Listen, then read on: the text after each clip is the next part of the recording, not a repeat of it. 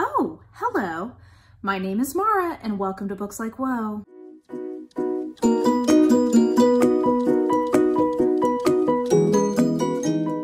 Alrighty, so I am revisiting a topic that I addressed early on in my channel. I had like a whole series planned for like collection management things and I kind of lost steam on it. So I just kind of wanted to revive this because I do get questions from time to time about how I track my reading. You guys have seen some of how I do that in my bullet journaling videos. Like I definitely do some of my tracking through there. But in terms of sort of my overall spreadsheet strategy, I thought that it would be nice to just have that all in one video. So what you're going to see is me talking over some screen recordings I did of my various spreadsheets I use. And there's basically, I think I talk about 5. So the 2 main ones is I have a collection management spreadsheet that is tracking all the books in my collection. And then I have a reading spreadsheet that's tracking my reading for the year. So those are the 2 main ones I use. And then I also showed you some examples of other ones that I use to track reading. So like how I keep track of my best and worst for the year as I go along, how I keep track of different challenge stuff that I'm doing, etc. So I hope that this is helpful. I will leave a link below to the original spreadsheet that I modified my spreadsheets from. I don't think it's a typical one that a lot of other booktubers are using because I got this one all the way back in 2012 and then have been making changes to it ever since. But you can have access to sort of like the base of that spreadsheet if you're interested. And yeah, I hope that this is informative or helpful to someone. So let's dive into my nerdy detailed spreadsheets. Okay, so this is my main spreadsheet that I use to do collection management tracking. So my overall, I call it my TBR list, but it's my overall spreadsheet. It's got some graphs over on the side because this is kind of the dashboard view we're looking at right now. And this is where I'm keeping track of all of the books in my collection. So you can see it goes from 2011 to 2020. And I started getting like kind of more robust in my tracking in 2015. That was sort of a transitional year for me. But, you know, I do have data going back a full decade at this point. So you can see I color the 2011 through 2014 to remind myself that those numbers are not as reliable as the 2015 forward numbers. But yeah, here at the end of the year, I'll be able to give you a decade of stats video. So that will be exciting. So anyway, you're looking at some of the kind of roll-ups. You can see that I've got things blanked out for various years. And that's because over the years, I've kind of shifted what I do and don't track. So sometimes things will come into the spreadsheet, come into this dashboard view. Sometimes, you know, things will exit. So, you know, not 100% consistent over these 10 years, but you can see that my collection has grown a lot from a few hundred to a few thousand. Yeah, and in the course of that, the big factor here, honestly, is ebooks. You can see kind of in 2014 when I discovered ebooks, and that led to the growth of my collection kind of precipitously because I track both physical and ebooks. You can see though this year, doing better. I am at -3 in terms of total change in collections. So that is what this kind of bottom section is showing, is the density distribution. So like how much I am adding or removing from my collection. So trending better for this year.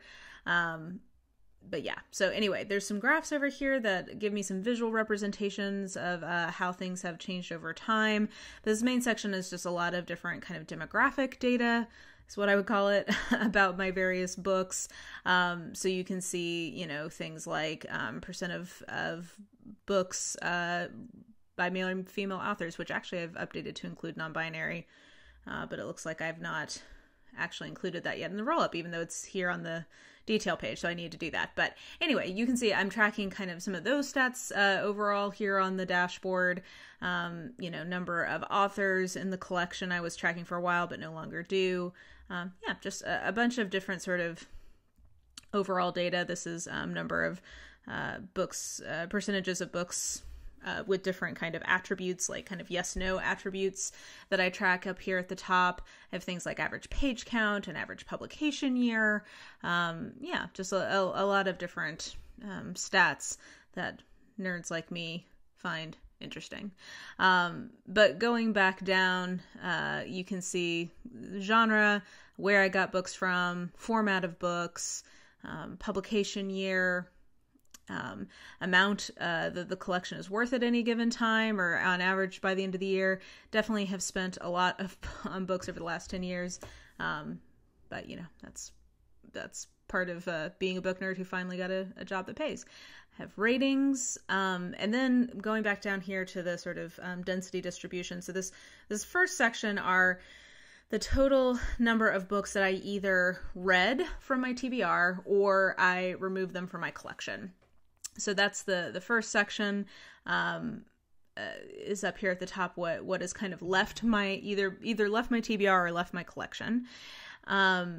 And you can see definitely the years where a lot more things were getting removed from the collection. I did a good job last year, I think, of making good progress on my TBR and unhauling things that I wasn't interested in anymore. And then the second section here are the books that I have added to the collection. So definitely some, I don't have the totals here, do I? But yeah, some years were definitely better than others. I feel like 2014 and 15 when I found ebooks, there's a lot of additions. But this year, you know, like I was saying, I think I'm on track to come close to breaking even. Down here at the bottom is kind of showing the overall totals of the difference between what I removed or read from my collection versus what I brought in. And you can kind of see I'm trending well. The last couple of years, so in 2018, there was, when my dad died, I think I kind of went on a buying glut. So there was a lot of things coming in. Last year, I had a low buy and kind of halved it. And then this year, yeah, like I said, I'm definitely making good progress to not have a ton of new things coming into the collection. So that's where I track that. And then down here is where I'm tracking my TBR percentage of the whole collection. And my kind of philosophy behind what I want this section to do has changed over time. So it started off like just the pure like read versus unread in the collection. But over time, I realized that wasn't all that meaningful to me. And what was more interesting to me was like what I call my active TBR. So you can see in 2016, I kind of made a shift to talk about things that I was calling my active TBR. But then I think early last year, I realized again that what I was calling my active TBR wasn't all that meaningful. So now I'm only calling my TBR the things that I have like an active plan to work on through like a challenge or basically that it's something that I'm imminently going to read and that there's like a plan to read it. So arcs or challenges or whatever. So that has brought the percentages down quite a bit of the total collection. But you know, that's fine. I'm kind of, lower percentage, but then, I have these different graphs over here to the side that show the 3 different phases so that they can be meaningful again. Cause for a while there it was looking a little weird. So, that is everything, that I've got here, on the main dashboard. So yeah, so that was the dashboard, and then this is the live view that has all of the details of each of the books. Down at the bottom and at the top is a snapshot at a current moment of time of exactly where I'm at. These are the same things that I'm tracking here on the dashboard. It's just that the dashboard is more static and kind of like a overall yearly snapshot versus the other page is live. So you can see that on the dashboard, there's only one of the columns that have live formulas that reflect these numbers over here. The other ones all just are hard coded. So anyway, so this has all of the listed out details of each of the books that are in my collection. And I collect all kinds of data points that then roll up to the overall stats. Yeah, just I've definitely changed these columns over time. It's been an evolution, but in general, yeah, this is kind of where things are at. I do keep, by the way, these up in a Google Drive doc. I used to have it locally in Excel, but it didn't seem to be liking the formulas the bigger the sheet got. So now it all lives in Google Doc. Which is nice because I can update it wherever I am. But this is the main collection spreadsheet. And yeah, I think then we can move over to the reading spreadsheet.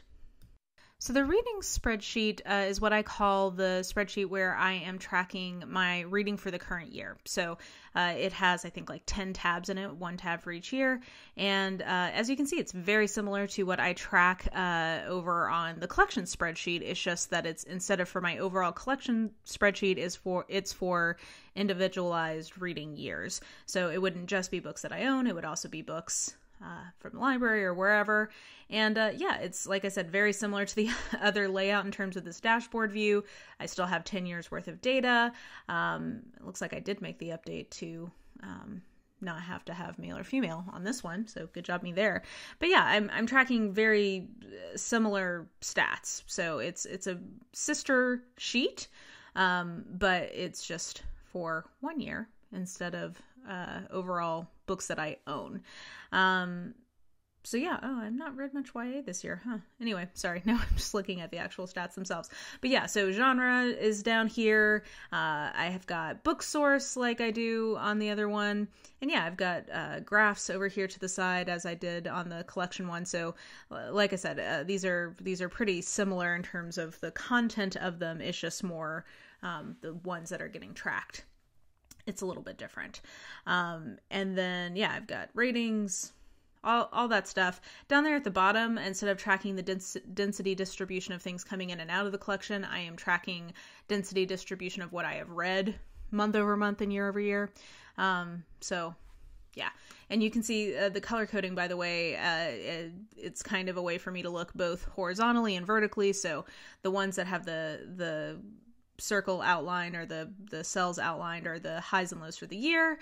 And then the pink and green are the highs and lows for the months year over year. So I can kind of see which month tends to be a higher reading month for me. And then I can also see which years I was having higher and lower numbers. You can see there was a real shift in 2014 and 15, and you can see this year I definitely started stronger, and then because of life has been getting a little slower. So this is the dashboard view of the reading graph, and then again, very similarly to the collection spreadsheet, I've got the more detailed kind of source data line for each book that I've read here over in this more detailed spreadsheet, and it's very similar to the things that I'm tracking. I do have a recommended to me column here that I've added this year to the reading graph just so that I can keep track of how many are things that I found versus what percentage have been recommended to me by someone.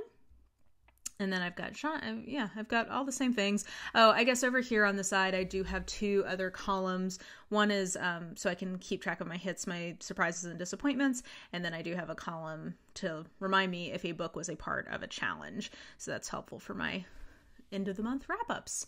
So yeah, this is my version of a reading spreadsheet for each year.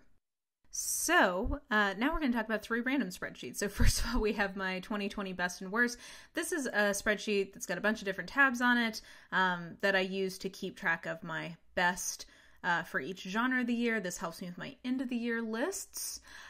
So yeah, this is mystery, got romance, a few different genres. So this is a way that I keep organized as I go through the year to make sure that I kind of know what's going on. I also do some challenge ranking stuff in here if I've got a specific video happening to keep track of those. This was for my Immortals After Dark reading vlog. So I also have a master challenge spreadsheet where I've got all the books I need to read for various challenges, and it's got my average rating and how much I've read so far.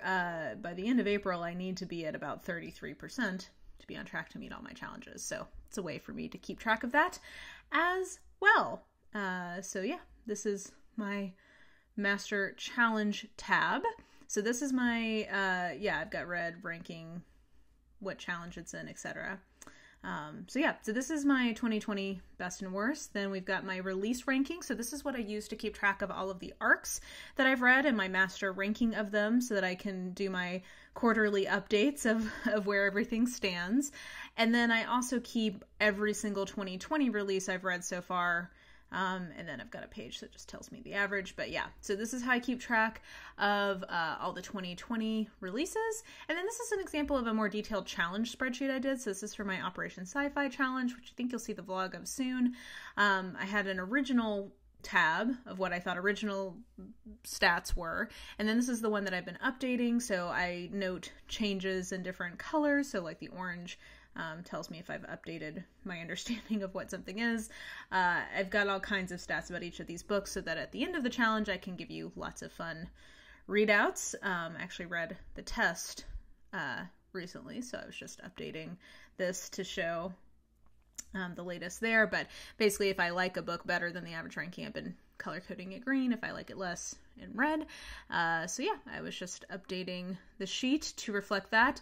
The average rating over here in that column. And then yeah, I've been putting in a few different adjectives so that I can remember when I get to the end of this what the book was like. And also part of this project has been me wanting to be able to quantify more what I do and don't like in different sci-fi books. So hopefully it's a good little remember to future me of what I liked about it. So anyway, you can see that's the process of me updating a spreadsheet. It's very fascinating, right? Riveting. But this is an example of a way to use spreadsheets to help you keep organized on kind of longer term projects and challenges. Yeah, and then we've got average ratings down there at the bottom. So I think those are all of the spreadsheets that I wanted to show you guys. My two main ones and then some kind of sample ones that reflect other types of tracking you might want to do. Okay, did you guys enjoy all of those lovely spreadsheets? I hope so. You can tell that I was an accounting major, can't you? So I do love a spreadsheet. I do find them really helpful, and I think especially now that Google Drive is so ubiquitous, it's really easy for people to have spreadsheets and share them and all that good stuff. So anyway, hope you guys found that interesting or enjoyable. Definitely let me know if there are things that you like to do to track your reading, or if there's any strategies you have in terms of spreadsheeting or other kinds of organizational tips that you have about how to keep track of your reading. Definitely let me know that in the comments below. So yeah, I think that will do it for this video. So if you enjoyed it, please like, subscribe, follow me on the social medias if you are so inclined. I have all that information listed in the description box below, and I think that will do it. I hope you are having an absolutely lovely day today, and I will just talk to you soon. Bye!